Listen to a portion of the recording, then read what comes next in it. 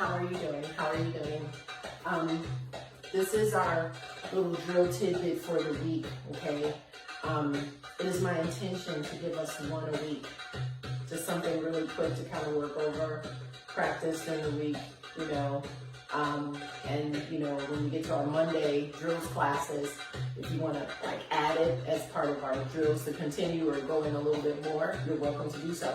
So today's move is actually very simple. It's called posture. It is your posture. It is how you will stand for the majority, if not the entirety of your movements when you perform or when you're practicing. It's what you want to keep in mind when you're performing, so that way you're protecting parts of your body. So starting from the feet, and hopefully you can see my feet. We're pretty much right next to each other. Yeah. My knees are going to, and I'll turn this way, you can see my knees better. A slight bend in the knees. I want you to have a neutral spine, and by neutral, I mean finding that space in between being tilted too far forward, so you have this tooth out the back, you don't want that, or being pulled in too far in the front, right? So finding that neutral spine where everything seems to just point straight down and it's not tilted too far front or too far back, right? So neutral spine. And from here, I want you to imagine that there's a string at the top of your head, and when you pull that string, you feel yourself elongate in your spine all the way up. What you also should feel is that your entire rib cage come up off your, or your chest come up off your rib cage. So this is me sitting, sinking on my rib cage. I'm not proud, but this is what it is. When I get into posture, I'm really elevating, which is a little bit different than lifting the chest up. Because when you lift the chest up, it's already engaged and we need to use it for stuff. So I'd rather you lift and kind of grow and lift like the entire cage or chest off the rib cage and kind of freeing it a little bit, just lifting it up just a little bit. Your arms will be at your countertop.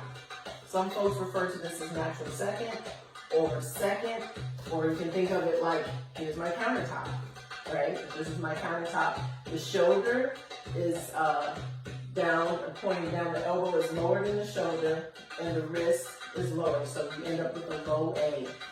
Yeah, low A. Turn the front, low A. Second position. Yeah. And don't forget to smile and breathe to keep your shoulders relaxed, right? Now, for my arms, I will say, this is just the Iona preference. I like to see my thumbs from the corners of my eyes as opposed to being out to the side. So the difference is from here versus here.